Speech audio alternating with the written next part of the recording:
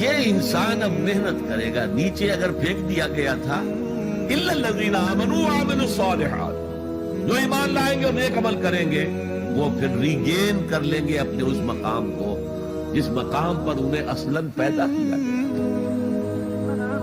اور جو لوگ اس مقام کو حاصل نہیں کر سکتے ان کے بارے میں قرآن کہتا ہے اولئک کالانعام، سورہ اعراف میں، یہ چوپایوں کے مانند ہیں، حیوانات ہیں. بل ہم اضل، بلکہ ان سے بھی گئے گزرے. کیوں؟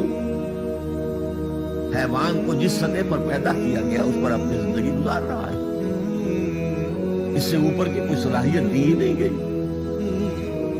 انسان کو لقد خلقنا الانسان فی احسن تقویم، اگر انسان حیوان کی سطح پر گر جائے جیسے کہ آج گر چکا ہے تو وہ حیوانات سے بدتر.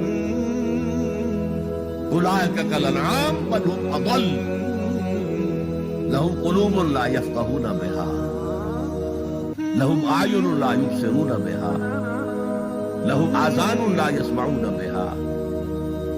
ان کا دل ہے اس سے غور نہیں کرتے، آنکھیں ہیں ان سے دیکھتے نہیں، کان ہیں ان سے سنتے نہیں. کیا ابو جہل آنکھ سے نہیں دیکھتا تھا؟ کیا ابو جہل کان سے نہیں سنتا تھا؟ یہ وہ انر شخصیت ہے آپ کی، وہ روحانی شخصیت ہے آپ کی، جو دیکھتی ہے بغیر ان آنکھوں کے، جو سنتی ہے بغیر ان کانوں کے، جو غور و فکر کرتی ہے اس عقل سے نہیں بلکہ اس قلب سے.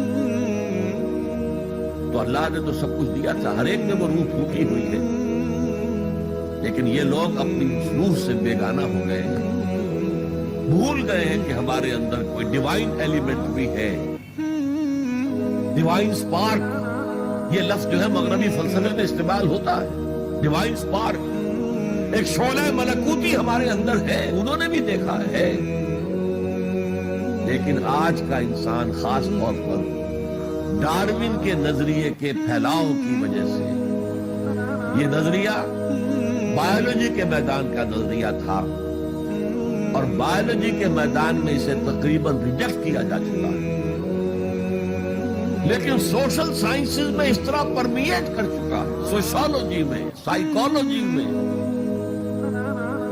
اس طرح پرمیٹ کر گیا ہے کہ آج کا انسان اپنے آپ کو سوائے حیوان کے کچھ نہیں سمجھتا.